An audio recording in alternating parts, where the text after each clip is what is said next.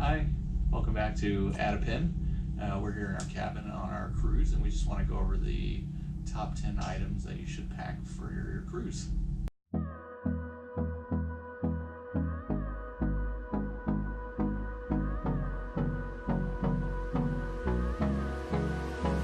We've cruised a couple times, so we've learned over, I don't know, what is this, our 6th or 7th cruise? I think this is, 7 for you and 8 for me. Yeah, so we've learned many kind of like little things that are definitely necessities that you need to bring on your cruises with you. So we're going to share those with you now. Number 1, which you wouldn't think to bring with you on the cruise would be warm clothes. It may be warm and sunny where you're going on your trip, but on the ship, a lot of the in the dining room and the showrooms and things, the air conditioning is usually on, and it's on pretty high. So, it might be in the 90s outside, but then when you go into the showrooms, it can be in the 60s sometimes, air conditioning. Cold. So it's a good idea to bring a jacket, maybe even long pants with you. Yep. I don't know how many times we've gone to the gift shop and I have to buy a sweater or something on board because it's freezing and I can't handle it, and all I've packed is shorts and tank tops for all the Caribbean cruises we've done. So we have jackets and sweatshirts this time, so we've been good. I also brought yoga pants. These are kind of good too because they can work for the gym, and if you're cold then you can wear them too. The second thing that you should bring with you that people don't think about, there's not a lot of plugs in the cabin. There's usually only one 10-volt outlet for regular chargers like we're used to, and then there's one European 220 outlet, so it can be hard with all the electronics, your cell phone, cameras, that sort of thing you want to charge. So we have one of the adapters here that we use. This is a 220 European adapter. So Looks like this. We're able to plug that in, and then here on the side we got one that has USB, so we can plug our phones and cameras and things, so it gives us a few extra options for charging. And every Carnival ship always has this European type plug and a regular American type plug. If you have curling irons and stuff like that, the bathrooms in the cruise ships do not have plugs, so that's another thing that you have to work into the only 2 outlets that you have in your room. So that's just another thing to... We just bought that on Amazon. I think it was maybe 10 or 15 bucks. We'll include links in the video to some of these items so you guys can help find them if you want to get them. Yeah. Number 3 thing we like to bring with us is hand sanitizer. There's a lot of locations on the ship where they have portable, kind of on the wall mounted hand sanitizers, but when we go off on a lot of the excursions and stops, we like to carry that with us. You go off on the ports, especially like in a lot of the kind of the third world countries. Yeah, you can't find anything. Yeah. Sometimes you can't find soap or paper towels, so just to have a little hand sanitizer with you at all times makes it so much easier. And then like if you go off port and you want to eat something, I don't know, to me it just makes me feel better to have this with us all the time. And this is something we learned after cruising a couple times, that it's better to have with you than to be looking for soap everywhere. The 4th item that we recommend bringing to would be the luggage tags that we also have here. Some here. They're nice because you can see the Carnival tags, especially in a lot of the other cruise ships. They fit really nice in here, and they have this kind of ziplock at the top to keep it from getting wet. Mm-hmm. These rings are really sturdy. We found a company on Amazon that we like. We'll include in the links. It's called TRS Tags, and they're so far been awesome. We haven't had any problems. They're real sturdy. You can put them on your luggage, and it helps the porters when they bring your bags to the rooms, keeps it from getting lost. If your tag were to come off, it might take a long time for your bag to get to your room. The tag that they have you print off like this in here is just paper. So what a lot of people do is they just flip the paper over the edge of their luggage and staple it, and a lot of times it gets ripped or tears or anything. So this protects all of that from not happening.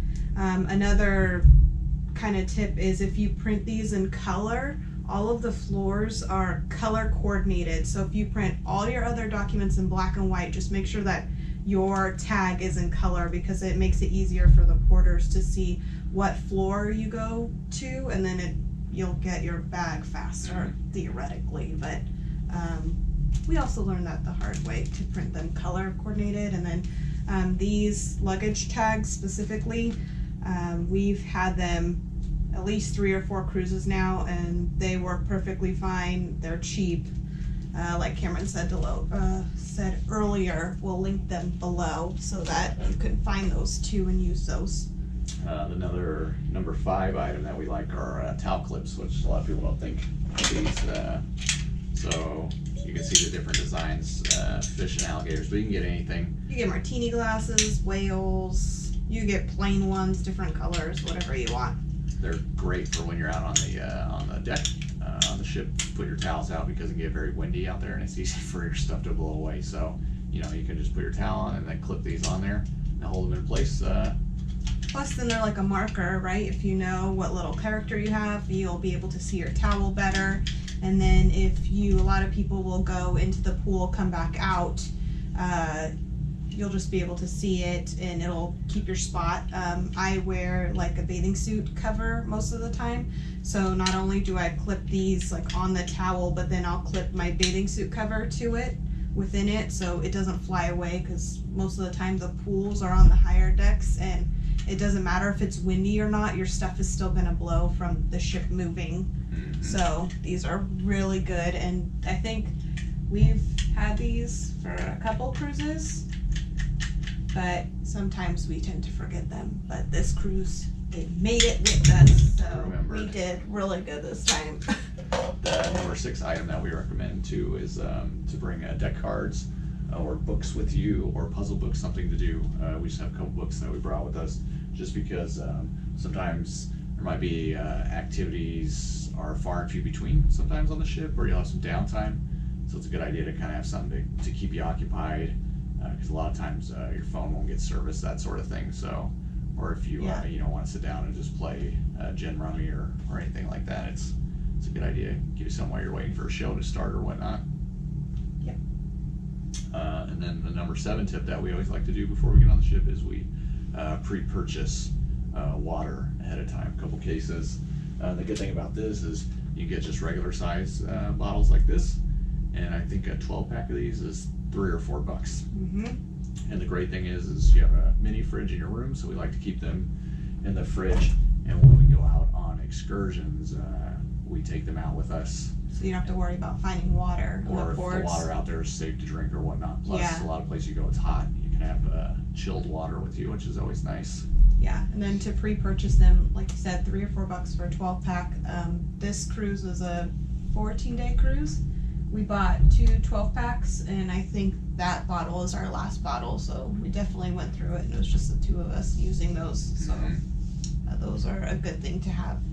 The number 8 thing that we recommend bringing with you is a watch, or some way of being able to keep time, just because again, I think an actual a hand watch, one that is not digital, that is not connected to your phone, like no Apple Watches, no Fitbits. I have a Fitbit, but to update the time on your Fitbit, you have to connect it to your phone. To connect it to your phone, one, you're in the middle of the ocean, Bluetooth doesn't work very well, and to update anything on your Fitbit, you need the internet, and you have to pay for internet plans on your phone. So if you don't want to turn the internet on your phone, or you don't want to attempt to do those things, an actual watch is really handy. Maybe even 2, just in case the battery dies or something like that, because on the cruise ship it may not be the same times that are on port. And for this trip in particular, we've had to change our clocks back 3 separate times, an hour each time, and my phone has not correlated with any of the time changes that has been on the cruise ship. Like if you're keeping track of time on your phone and it doesn't match the cruise ship, if you go out on excursions, or if it's a port day, you have to be on the ship at a certain time. And if you're not on the ship on a certain time, they'll leave you. So to depend on the phone that doesn't always update correctly is not a good idea. Yeah, plus there's no clocks in your room. Yeah, there's clocks throughout the ship, room. but obviously when you're in a room, it's always nice to know what time it is, and then you'll know what time to be on activities, that sort of thing. Yeah. And like she said, when you have the non-digital type, it's a lot easier to adjust your clock forward or back depending on the time zones the ship's going through.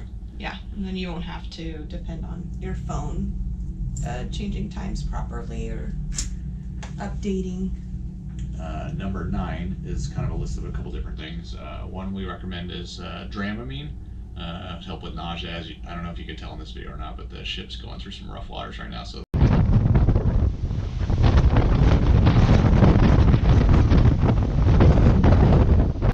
it's kind of moving a lot. Dramamine is a anti-nausea kind of motion sickness you can medicine. get over the counter. Over the counter. This is the Dramamine.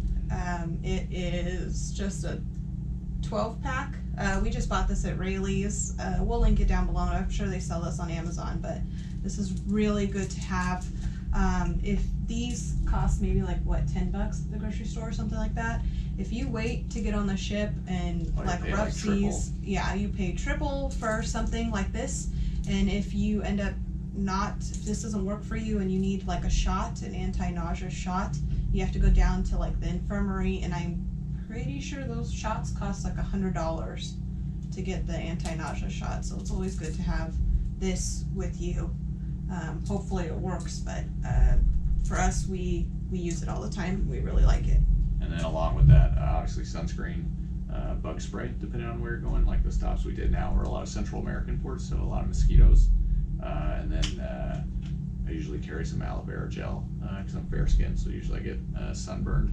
So it's a good idea to have a little bit of this around. It also helps with the bug bites too, with the itching. Yeah, I'm highly allergic to lots of bugs. Let me see this.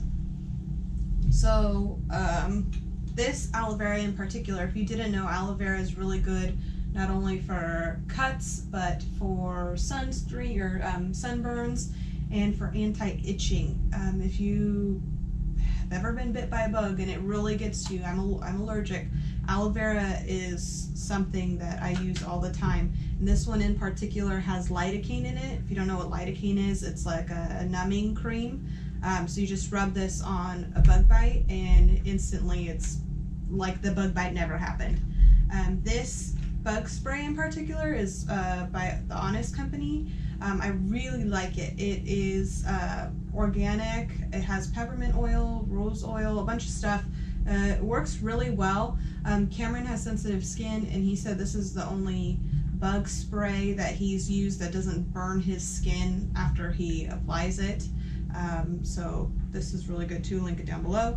And then me, I'm very tan. I normally don't use sunscreen, which I know, shame on me, but when you go down to Caribbean countries, Southern America countries, the sun is different. And if you tan easily, like yay you, yay me, but you will still get burnt. Like you need to wear some type of sunscreen. This one is 30 SPF, you could do 15, but the sun is definitely different down here, and if you're not protected, like, you're gonna pay. So all of these things, like, we bring every time now because we need them all. And you can pick whatever's great for you. This is just the types that we use, but it's a good idea to always bring this stuff with you.